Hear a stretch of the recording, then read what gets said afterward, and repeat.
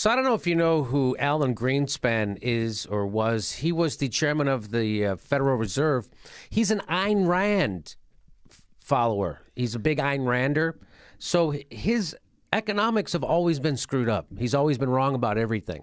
So he's part of that neoliberal, neoconservative kind of look of free markets and who cares about workers and who cares about anything and all that stuff.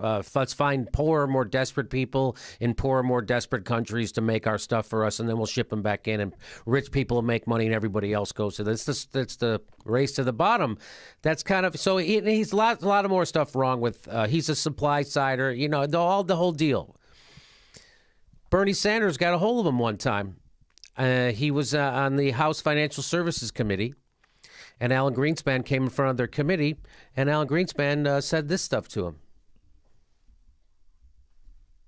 Mr. Greenspan, I have long been concerned that you are way out of touch with the needs of the middle class and working families of our country, that you see your major function in your position as the need to represent the wealthy and large corporations. And I must tell you that your testimony today only confirms all of my suspicions. And I urge you, and I mean this seriously, because you're an honest person. I think you just don't know what's going on in the real world.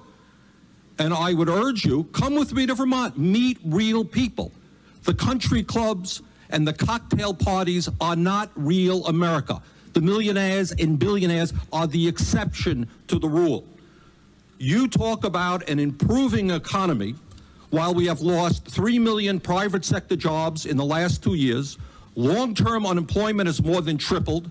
Unemployment is higher than it has been since 1994. We have a $4 trillion national debt.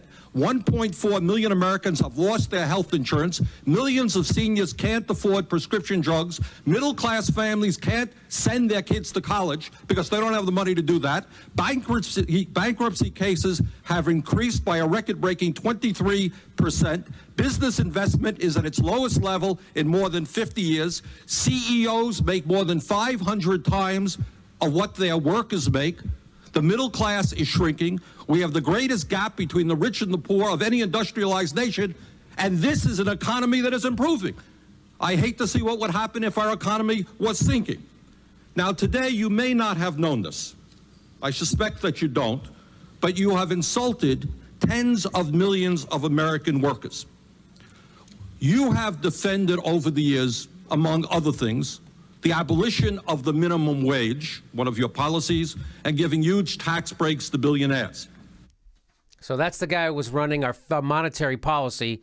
He was against the minimum wage, for tax breaks for the wealthy. And he ran the Federal Reserve from 1987 to 2006. He's on the Federal Reserve Board, Alan Greenspan. And so you wonder why things are screwed up. So he was in charge of the Fed through the whole Clinton 90s, all that deregulation of Wall Street, all that, all BS. All that stuff that wrecked our economy, an economy that FDR set the template down for to be a stable and boring banking system. So here's more. But today you reached a new low, I think, by suggesting that manufacturing in America doesn't matter. It doesn't matter where the product is produced. We lost 2 million manufacturing jobs in the last 2 years alone, 10% of our workforce. Walmart has replaced General Motors as the major employer in America, paying people starvation wages rather than living wages, and all of that does not matter to you. Doesn't matter. If it's produced in China, where workers are making 30 cents an hour, or produced in Vermont, where workers can make 20 bucks an hour, it doesn't matter. You have told the American people that you support a trade policy which is selling them out, only working for the CEOs who can take our plants to China, Mexico, and India. You insulted Mr. Castle. Mr. Castle, a few moments ago, a good Republican, told you that we're seeing not only the decline of manufacturing jobs, but white-collar information technology jobs. Forrester Research says that over the next 15 years, 3.3 million U.S. service industry jobs and $136 billion in wages will move offshore to India, Russia, China, and the Philippines. Does any of this matter to you?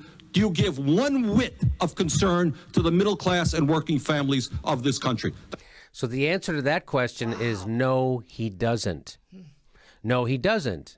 Because he's, again, a millionaire, hangs out with billionaires completely, I'm sure he never has to ride the subway. I'm sure he never has to worry about, should I go see the doctor or will the copay be too high?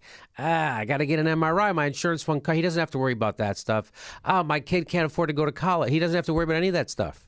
He's super wealthy, super wealthy. He's out of touch. And just like Bernie said, does any of that matter to you? That you're wrecking, that your economic policies are wrecking the lives of working people in America? No, he doesn't. Here's what he says. That's my question. Oh, I'm sorry. Go ahead. I really don't understand what Sanders is saying. Is he talking about unicorns? Here? Fairy dust. Fairy dust and unicorns? Fairy dust and unicorns. And secondly, why is a young Bill Gates sitting behind him? Right. No kidding, That's right? exactly I don't what get was that. thinking. I know. Okay, here we go. Congressman, we have the highest standard of living. So right away, he just ignores everything Bernie just said. He ignored, we've got the highest, we're doing great. All that stuff Bernie just said, he just dismisses But you know, it. Jimmy, when he says we have the highest standard of living, Yeah. he's talking about him and his wife. Right, I think that's what he means, him and Andrea Mitchell.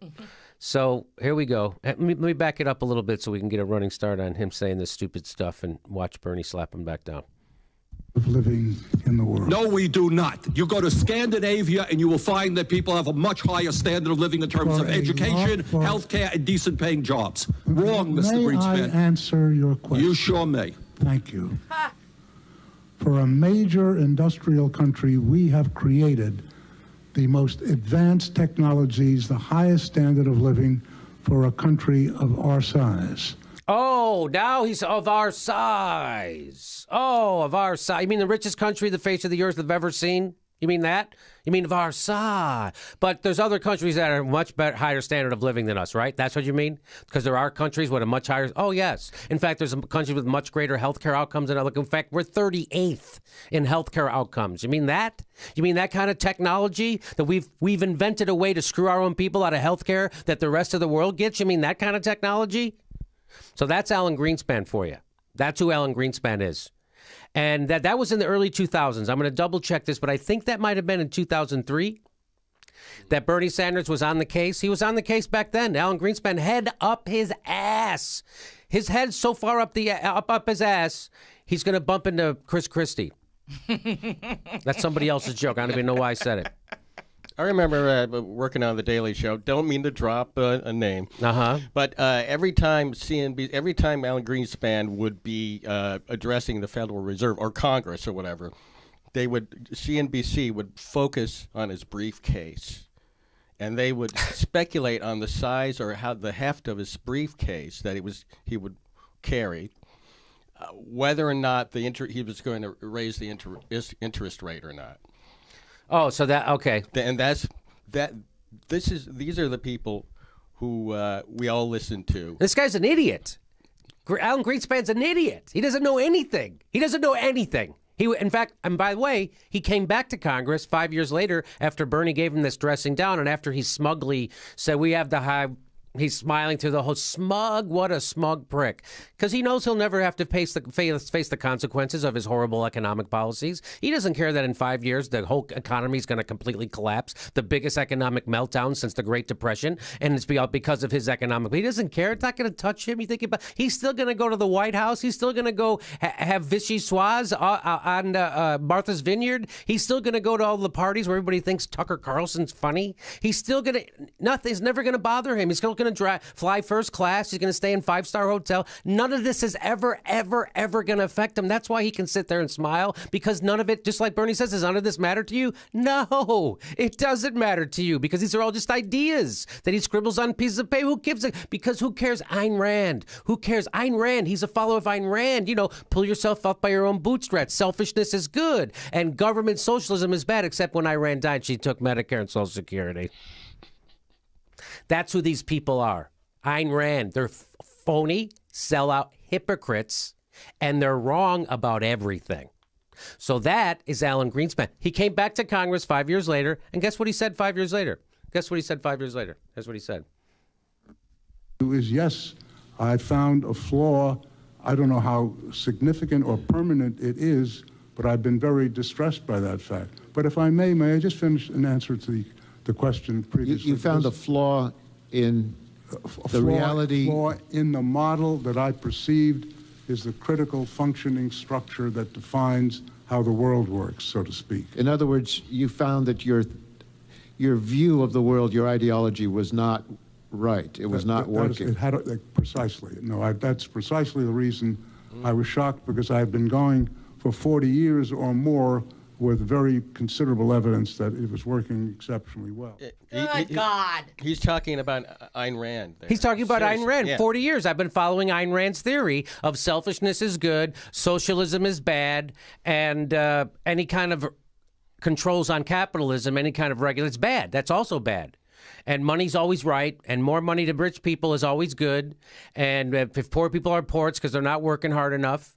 All that stuff. Yeah, all that stuff. He came back. Yeah, it turns out I was wrong about everything my whole life. Our whole ideology is completely flawed, and we've screwed over people. And yeah, we created the biggest economic screw over and wiped out people's pensions. But guess who it didn't hurt? It didn't hurt me, and it didn't hurt my buddies on Wall Street, because we stuffed our pockets when it crashed anyway. It didn't matter. If the market goes up, we stuff our pockets. Market goes down, we stuff. It doesn't matter. We win. We're always winning because we run the government, and it's a plutocracy. I'm not here to serve the people as the Fed chairman. I'm here to serve the bankers. I'm here to serve the people with the money. That's what this is. That's what all this, and this is why we need a revolution. This is why. This is what's wrong. Why do I bring this up? Why do I play a clip from Bernie from the early 2000s and then another one from Alan Greenspan 5 years later? Him doing his BS mea culpa. Boy, he wasn't so smug there, was he? Wasn't so smug when he had to admit, yeah, my complete entire ideology, turns out it's bullshit. Turns out those liberals were right. Turns out Ralph Nader was right. Turns out Bernie Sanders is right. Turns out, yeah, those guys were right. It turns out Robert Reich is right. Damn it. Turns out the guys at Jimmy Dore Show are right. And I was fucking wrong. I was so wrong that even a jagoff comedian could see that he was wrong.